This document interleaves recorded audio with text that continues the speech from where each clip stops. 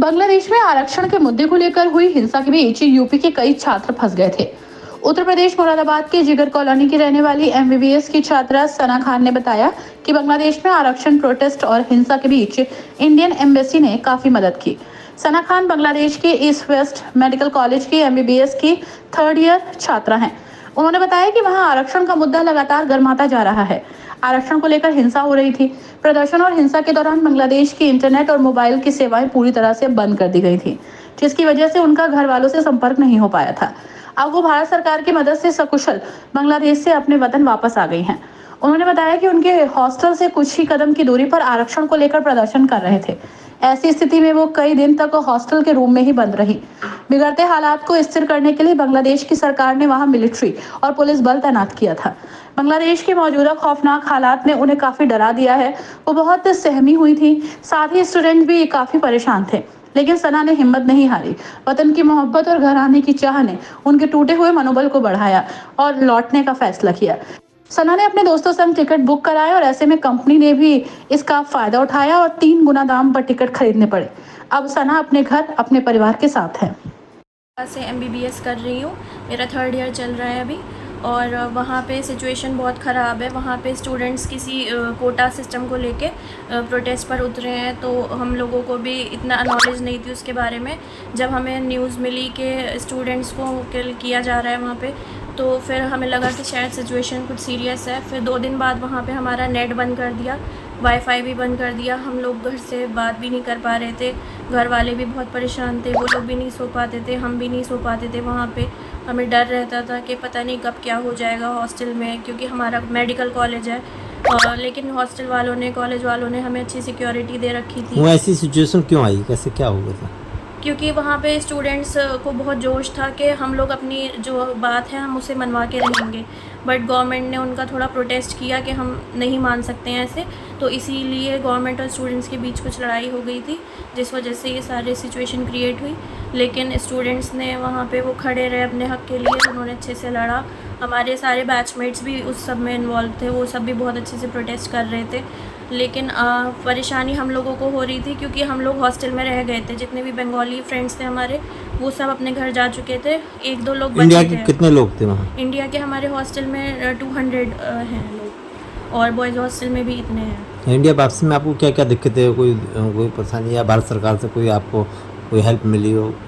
हमें Indian embassy ने काफ़ी हेल्प की। वो लोग हमारे टच में थे, हमारे पेरेंट्स के भी टच में थे।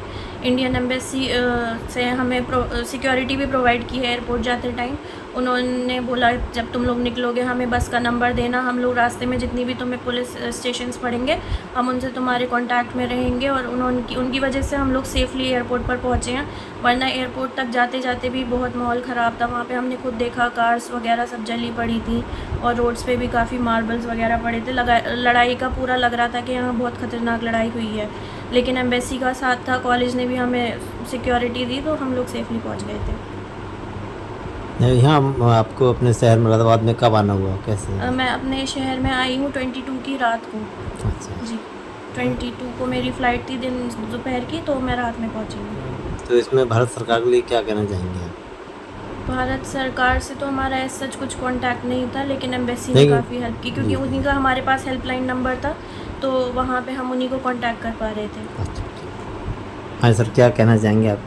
कैसे क्या बेटी से आपको कैसे संपर्क रहा, कोई दिक्कतें परेशानियाँ? जी, जब वहाँ हमें पता चला कि बांग्लादेश में स्टूडेंट्स, जो लोकल स्टूडेंट्स हैं वहाँ के, वो अपने हक़ को लेकर सड़कों पर हैं और पूरी तरह से आंदोलित हैं, तो वहाँ आंदोलन इतना उग्र रूप ले जाएगा हमको ये भी अंदाज़ा नहीं था। वहाँ पर तो ज़बरदस्त आंदोलन हुआ, जब आगे बसें जलाई गई और क्या क्या हुआ। और हम लोग तो जब परेशान हुए जब वहाँ पर नेट बिल्कुल बंद कर दिया था, संपर्क सूत्र हमारे बिल्कुल ख़त्म हो गए थे। पूरे बांग्लादेश में किसी से हमारा कोई भी संपर्क नहीं हो पा रहा था। और व्हाट्सएप कैसे आपका संपर्क हुआ, कैसे? उसके बाद हमने यहाँ पर इंटरनेशनल रिचार्ज कराया, तो उसमें भी अगर हम 400 बार फ़ोन मिलाते थे तो एक बार फ़ोन पे बेल जाती थी, और वो भी बस बात हमें समझनी पड़ती थी कि क्या ये कहना चाह रही है, तो अंदाजे से हम लोग बात समझते थे। तो रात भर हम लोग डिस्टर्ब रहते थे, 4-4:30 बजे हम लोग सोते थे बात कर आके।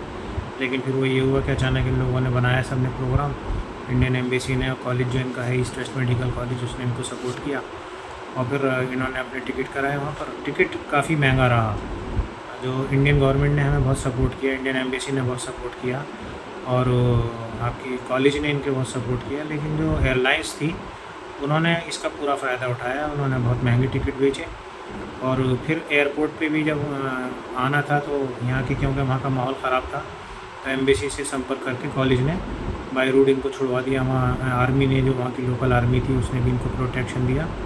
और उसके बाद जब यहाँ आए तो एयरपोर्ट पे इनको 12-13 घंटे वेट करना पड़ा प्लेन के लिए अपने। और फिर प्लेन भी वो जब उड़ा था वहाँ और ज़्यादा ख़तरा हो गया कि हम लोग यहाँ से एयरपोर्ट पहुँच गए इनको रिसीव करने के लिए, लेकिन जब हम वहाँ पहुँचे तो पता ये चला तो अब कब जाना होगा इनका? वहाँ जब हम पहुँचे तो वहाँ पता ये चला कि जिस प्लेन से उनकी टिकट थी वो प्लेन जैसे ही उसने टेक ऑफ करना चाहा उसी टाइम वो प्लेन जो है वो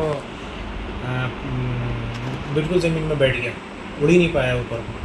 टेक्निकल इशू की वजह से ऐसा हुआ था, जिसकी वजह से पूरा परिवार और ज़्यादा घबरा गया था। लेकिन फिर एयरलाइंस वालों ने, जो 3 बजे की फ़्लाइट थी, उसे फिर उन्होंने और उसको आगे बढ़ाया और 7:30 बजे ये बच्ची जो है वहाँ से इनकी फ़्लाइट ने टेक ऑफ किया। फिर रात को 11 बजे यहाँ पर आई। जब यहाँ पर 11 बजे आ गई तब उसके बाद हम लोगों ने बड़ी राहत की सांस ली। लगभग 5-6 दिन हम लोग अब स्थिति वहाँ सामान्य है कैसे? वहाँ की स्थिति अब पहले से तो बेटर है। नेट वेट स्टार्ट कर दिया है, वाईफाई स्टार्ट कर दिया है, लेकिन अभी कॉलेज ने 3 हफ्ते की छुट्टी भी कर रखी है। उसके बाद देखते हैं जैसे होता है, जाएंगे बच्चे को भेजेंगे। 3 हफ्ते की दी छुट्टी। अब आप कब जाना चाहेंगे, कब जाएंगे आप? जब भी हम लोगों को थोड़ा सा लगेगा कि जब भी हम लोगों को लगेगा कि सिचुएशन स्टेबल हो गई है, वहाँ पे अब माहौल ठीक है, हमें कोई खतरा नहीं है, तो अब हम लोग सारे एक साथ जाएंगे, जितने भी बच्चे वापस आए हैं।